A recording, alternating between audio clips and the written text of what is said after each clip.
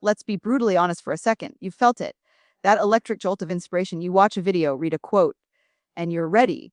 You see the entire path to a new you, smarter, fitter, richer, motivated, and then it fades. A day, a week later, it's gone. And you're left with the same old you and the same quiet guilt.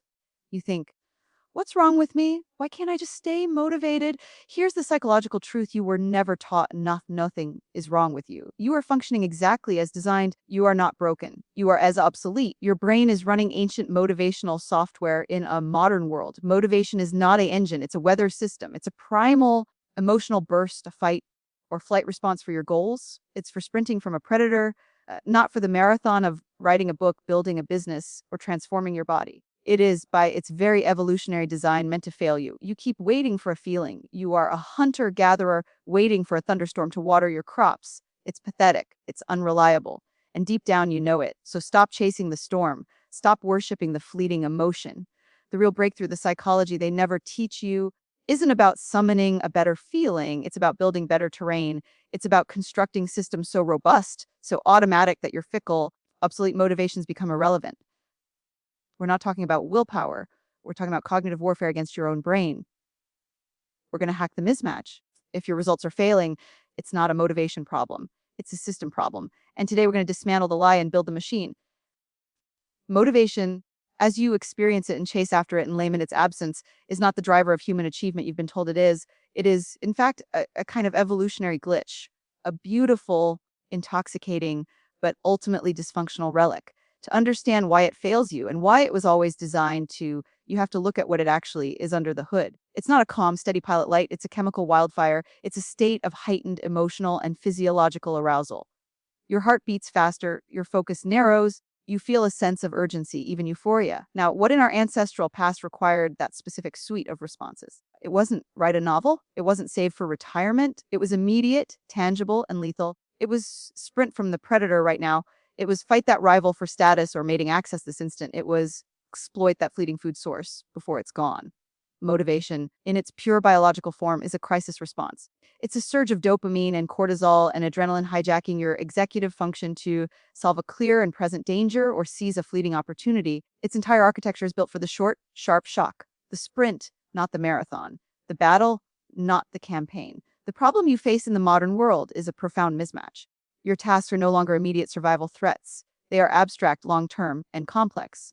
Writing a book, building a business, mastering a skill, transforming your health. These are not sprints. They are voyages. They require consistency over months and years. They require showing up on days when there is no visible threat, no immediate reward, no rival in your face. And here is the glitch. Your brain applies the same ancient software to these modern problems. You wait for the crisis feeling to initiate action. You confuse the absence of that adrenal jolt with a sign that the task isn't important, or worse, that you are not capable. But the task is not a predator. It will not chase you. So the motivation never comes. The very system designed to propel you towards survival is now the thing that sabotages your flourishing. This is why motivational videos, inspirational quotes, and pep talks have such a tragically short half-life. They are, in essence, attempting to simulate an evolutionary crisis. They are trying to trigger your fight or flight response for a non-lethal task. You watch the video, you hear the music swell, the speaker shouts. It's a kind of psychological theater where they play the role of the tribal elder warning of an imminent threat. Your amygdala lights up. You feel the surge. You are, for a moment, motivated. But the theater ends, the curtain falls, and there is no actual predator in your living room. There is only your silent laptop, your unused gym clothes, your blank document. Your nervous system, having been tricked into a crisis state with no actual crisis to resolve, does what it is evolved to do. It conserves energy. It downregulates. It returns to baseline. The chemical wildfire burns out, leaving only ashes, which you interpret as laziness, weakness, or failure.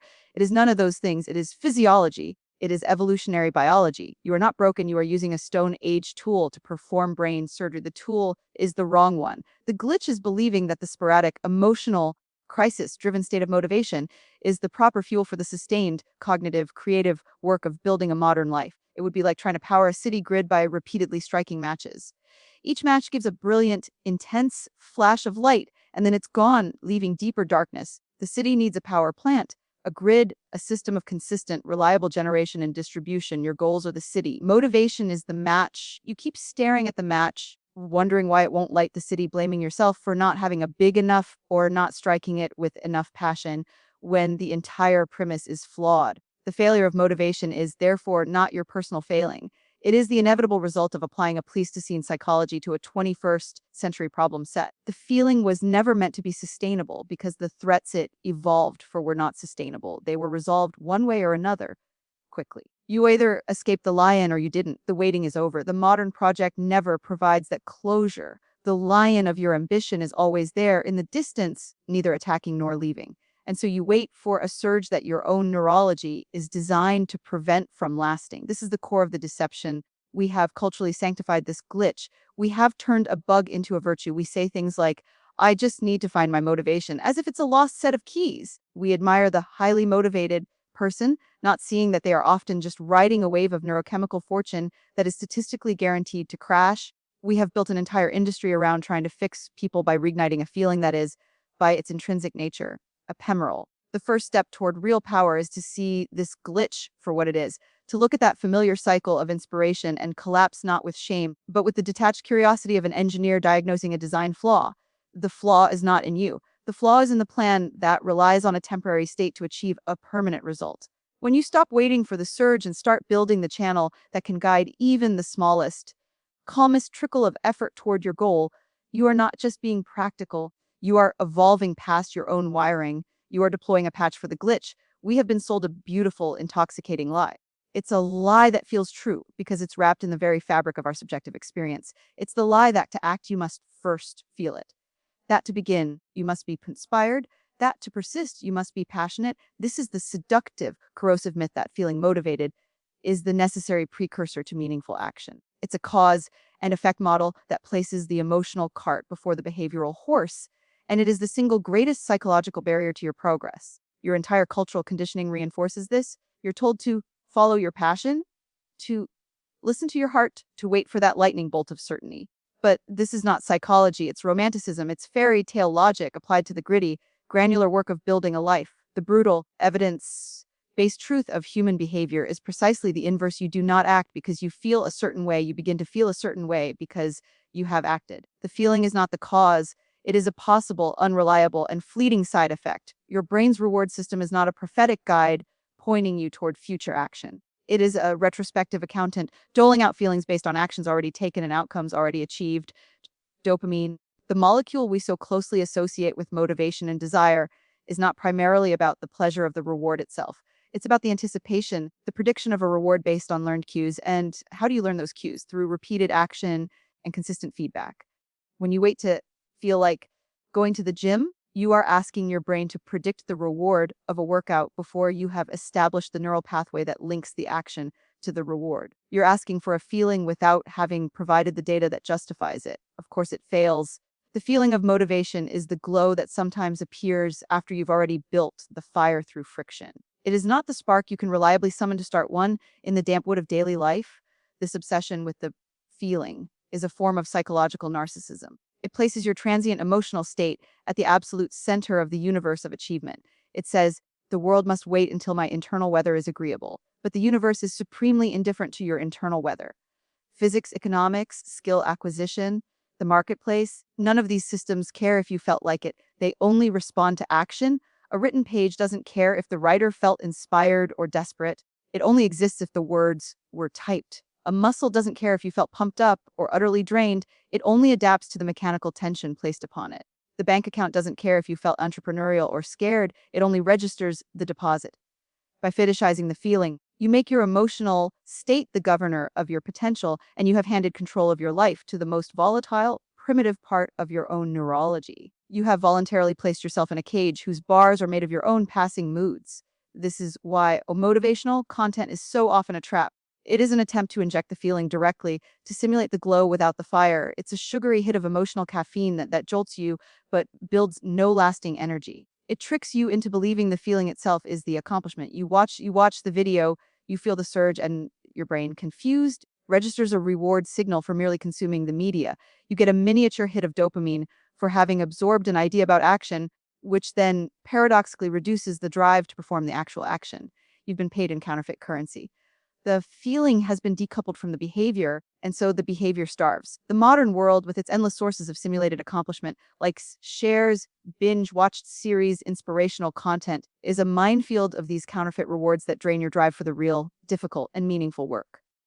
The real shift, the one that feels almost like a betrayal of your own inner narrative, is to depose the feeling, to demote it from king to court jester, an entertainer that shows up sometimes, but whose advice is not to be taken seriously. The decision to act must become antecedent to and independent of the emotional forecast. You must learn to treat, I don't feel like it, not as a valid reason to stop, but as the predictable, meaningless noise of an ancient system trying to conserve calories. It is the brain's default setting, its idle hum, it is the background static, not the signal. The signal is your commitment to a process. When you act regardless of the feeling, you do something profound. You teach your brain a new cause and effect model. You teach it that the action itself is the primary event and that feelings of competence, confidence, and yes, even motivation are the downstream consequences. You gather the data that your reward system needs to finally, belatedly, start to align your feelings with your actions. You stop being a passive passenger waiting for a favorable wind and become the navigator who starts rowing. The water is resistance. The oar is action. And the feeling of momentum, when it finally comes, is the reward for having rowed first. So we've diagnosed the disease, a brain wired for crisis, chasing a feeling that's designed to fade. The question then becomes, if we are this obsolete machine, how do we upgrade? How do we navigate a modern world with a Pleistocene psyche? You don't do it by trying to rewire the core programming through sheer will. That's a fool's errand. Like trying to change the engine of a plane mid-flight. You do it by building better hardware around the faulty software. You create external structures so robust, so automatic that they render the fickle internal state irrelevant. This is the true power of a system. It is not a dull list of chores. It is adaptive technology. It is a cognitive prosthesis. It is the necessary scaffold that allows a brain built for immediate survival to execute on long-term creation. Think of your willpower not as a muscle, but as a scarce, depletable fuel. Every decision you make, from what to eat for breakfast to resisting a distraction, draws from the same tank. Relying on motivation is like hoping to find a random gas station in a desert every time your tank hits empty. A system, by contrast, is like building a pipeline directly to the refinery. It automates the decisions so you don't have to make them. It removes choice from the equation. When you have a system that says, I write every day at 7 a.m. at this desk with this program open, and I do not get up until the timer hits 25 minutes, you are not using fuel to decide if you write or when you write or where you write. The decision was made once during the design of the system. After that, you are just executing a pre-loaded protocol. You have outsourced the executive function from your depleted emotional brain to a cold, reliable structure you built in a state of clarity. This is the evolutionary hack. Our ancestors didn't survive on raw willpower alone. They survived by inventing tools and creating structures, shelters, stored food, social hierarchies that reduced the constant lethal burden of choice. A system is that shelter for your goals. It is a pre-commitment device you build in your present smarter self to bind your future weaker self. It acknowledges that you of tomorrow will be tired, tempted, and unmotivated, and it builds a cage of functionality around that weaker version. The beauty is that the cage feels like freedom because inside it, progress becomes inevitable. The resistance is removed. You are no longer fighting yourself. You are simply following the tracks you laid down when you were strong. The system works because it shifts the battleground from psychology to physics. It moves the challenge from the invisible, nebulous world of your feelings to visible, tangible world of your environment and your actions. You can't directly control your motivation, but you can absolutely control whether your phone is in another room at 7 a.m. You can't command yourself to feel inspired, but you can command yourself to sit in the chair and open the document. A well-designed system engineers these physical defaults. It makes the desired behavior the path of least resistance and the undesired behavior more difficult. It weaponizes your own laziness in your favor. By shaping the environment, you shape the behavior that flows from it, and eventually that repeated behavior begins to shape the identity and, ironically, the feelings you were once chasing. The system, therefore, is not an opponent to your nature. It is a strategic alliance with the more reliable, if baser, parts of it. It leverages your tendency toward habit, your susceptibility to environmental cues, and your desire for cognitive ease, and it channels all of that toward a chosen end. Ultimately, building a system is the act of taking evolutionary responsibility. It is admitting, with clear-eyed honesty, that you cannot trust your future self to feel like doing what matters. So you build rails that guide that future self regardless of feeling. The motivation may come sometimes as a welcome tailwind, but the system is the engine. It is the relentless, non-negotiable, feeling agnostic machinery of progress that hums along even on the darkest, most drained days. It is the upgrade that lets your ancient brain operate in a modern time frame, turning the sporadic crisis response of motivation into the sustained, quiet power of automatic execution. We cling to a profound and backwards understanding of who we are. We believe in a fixed internal self, an identity that then goes out into the world and dictates our actions. We think, I am a writer, therefore I write. I am fit, therefore I go to the gym. I am disciplined, therefore I follow my plan. This is the comforting lie. It puts the cart of identity before the horse of behavior, and it traps you in a cycle of waiting to become someone before you dare to act like them. The psychological reality, the one you can feel in your bones when you're honest, is the exact inverse. You do not act because of who you are. You become who you are because of what you do. Identity is not the source of action, it is the record of it. It is the running tally your brain keeps, the story it weaves from the evidence of your repeated behaviors. Your self-concept is a lagging indicator, not a leading cause.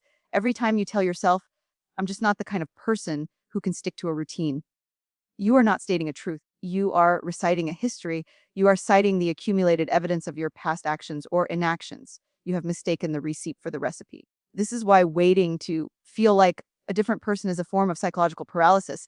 You are waiting for the record to change without adding any new data. You are hoping the scoreboard will update itself without a play being run. The brain is a relentless Bayesian prediction machine. It builds its model of you based on the most frequent and recent inputs. If the input is hesitation, avoidance, and capitulation to short-term comfort, then the model it builds is of someone who hesitates, avoids, and capitulates. That model then generates the feelings, the lack of confidence, the sense of incapacity that make the next act of avoidance feel not just easier, but true. It creates a seamless, self-justifying loop where your past behavior manufactures a present identity that dictates your future behavior. It's a closed system, a prison of your own making, where the walls are built from your own interpreted history. The radical liberating power of a system is that it shatters this loop. It bypasses the fraught question of identity entirely. A system doesn't ask you to be a writer. That's a terrifying, abstract existential demand. A system asks you to sit down and write for 25 minutes before you check your email. It is not concerned with who you are.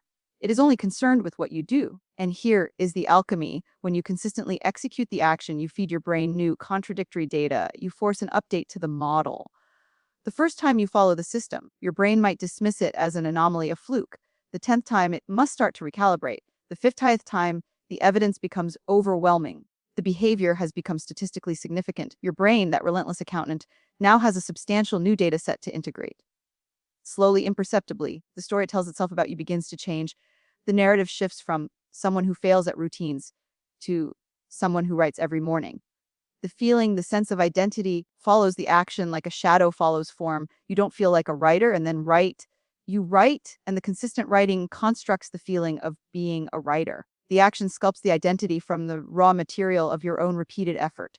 This is why motivational mantras and positive affirmations so often ring hollow and fail. They are an attempt to convince the brain of a new identity without providing the behavioral evidence to support it. You stand in the mirror and say, I am confident and powerful, but your brain, scanning its records, finds 1,000 data points of social anxiety and withdrawal. It rejects the affirmation as a lie, creating a dissonance that can actually deepen the sense of inadequacy. You are trying to gaslight your own nervous system, and it is too good a historian to fall for it. A system, by contrast, provides the undeniable evidence. It builds the case for the new identity brick by brick, action by action. It is the quiet, relentless lawyer presenting exhibits to the jury of your own mind. Each completed session on your project, each workout logged, each hour of deliberate practice is another exhibit entered into the record. You are no longer arguing for a new identity. You are demonstrating it. This transforms the journey from a terrifying leap of faith into a series of manageable, mechanical steps. The question is no longer the overwhelming, how do I become a different person? It becomes the simple, executable, what is the next action my system requires? The pressure evaporates. You are no longer performing for the ghost of a future self. You are merely operating a machine you built. And as you operate it day after day, the machine begins to operate on you. It carves the grooves of the person you wish to be directly into the substrate of your daily life. The identity emerges not as a prerequisite you longed for, but as a byproduct you earned. You look up one day and realize you are not following a system to become someone else. You are following the system because you have, through the system, already become them. The behavior has ceased to be an effort and has become an expression. The loop is now virtuous. The action reinforces the identity, and the identity makes the action feel more natural. But the genesis, the primal spark, was never a feeling or a self-concept. It was the decision to act encoded into a system, and then the relentless, thoughtless repetition of that action until your brain had no choice but to accept the new, undeniable truth of what you had done, and therefore who you are. This is the final and most profound shift in understanding. It is the move from passivity to agency, not in the fuzzy, inspirational sense, but in a concrete, architectural sense. For your entire life, you have likely lived as a subject within your own mind. You have observed the weather of your motivations, the storms of passion, the droughts of apathy, the gentle breezes of inspiration, and you have believed yourself to be at the mercy of this internal climate. You have felt like a farmer praying for rain, powerless, hoping the conditions will align so your crops might grow. Your internal state was the dictator, and you were its supplicant. This is the ultimate illusion. The realization that ends this helplessness is the understanding that you are not the farmer in the field. You are the engineer of the irrigation system. You are not waiting for the rain of motivation. You are designing the aqueducts, the channels, and the reservoirs that will capture and direct every drop of effort, no matter how small, toward your goals. This is ownership of the machine. It is the deliberate, conscious act of taking evolutionary control of your own life by shaping the environment that shapes you. The machine is not a metaphor for relentless robotic drudgery. It is the sum total of the external structures you build to compensate for your internal frailties. It is your schedule, your physical workspace, your default choices, your accountability mechanisms, your pre-commitments. When you own the machine, you stop asking, how do I feel today? And you start asking, how does my system run today? You transfer your locus of control from the chaotic internal world of emotion, which you can only influence indirectly, to the structured external world of action and environment, which you can design directly. This is an act of supreme rationality. It accepts the bleak, liberating truth that you cannot command your feelings, but you can command your surroundings. You cannot will yourself to want to work, but you can will your phone into another room and will your body into a chair at a predetermined time. The power is not in trying to change the wind, but in setting your sail to harness any wind that blows and building a boat so sturdy that calm waters won't sink it. Ownership means recognizing that every moment of decision is a point of failure. The question, should I work out now, is a battle you can lose. Ownership means you design a world where that question is never asked. Your gym bag is by the door. Your workout clothes are on your bed. Your appointment with yourself is in your calendar as immovably as a meeting with a CEO. You have engineered the cues and removed the friction so completely that action becomes the path of least resistance. You are not using willpower to overcome inertia. You are using physics to create momentum. You become a passive beneficiary of your own prior active cleverness. The you of today is reaping the harvest sown by the you of yesterday who was wise enough to build the farm. This is how you outsmart your own biology. You acknowledge that your future self will be a weaker, more tired, more tempted version of your current self. So you build a world for that future self that makes good choices inevitable and bad choices difficult. It is a form of kindness, but it is a ruthless kindness, the kindness of a general who fortifies the castle knowing a siege is coming. This ownership is the ultimate rejection of victimhood to your own nature. It is easy to say, I'm just not disciplined, and resign yourself to a life of unfulfilled potential. It is much harder, but infinitely more powerful, to say, my current environment is perfectly designed to produce the results of an undisciplined person. How do I redesign it? This reframes every failure not as a character flaw, but as a design flaw. A bridge that collapses reveals an error in engineering, not a moral failing in the steel. When you fail to act, it reveals a leak in your system, perhaps too much friction, an ambiguous trigger, a lack of immediate feedback. You then go from self-flagellation to problem solving. You become an iterative designer of your own life, testing protocols, tweaking variables, and refining the machine for better performance. The process itself becomes engaging. You are no longer the struggling actor on the stage. You are the director, the set designer, and the stage manager, working behind the scenes to ensure the performance happens, regardless of the actor's mood. And this is where true freedom is found. It is not freedom from structure, but freedom through structure. The person without a system is a slave to every passing whim, every emotional tide. They are perpetually reactive, blown off course by the latest distraction or dip in mood. Their freedom is an illusion. It is the freedom of a leaf in a storm. The person who owns their machine has constructed a vessel. The storm still rages, the winds still blow, but they have a helm to grasp and a hull that cuts through the waves. Their actions are no longer contingent on the chaos within. They are guided by the architecture they have built. This allows for a calmness, a clarity that feels superhuman, but is merely the result of good engineering. The anxiety of the blank page is neutralized by the ritual that precedes writing. The dread of the gym is bypassed by the automaticity of the pre-laid routine. The machine hums along and you operate within it, not as a slave to a rigid plan, but as the master of a powerful tool. Finally, owning the machine means accepting that you are the final cause. There is no deity of motivation to pray to. There is no mystical well of willpower to discover. The power was never out there to be found.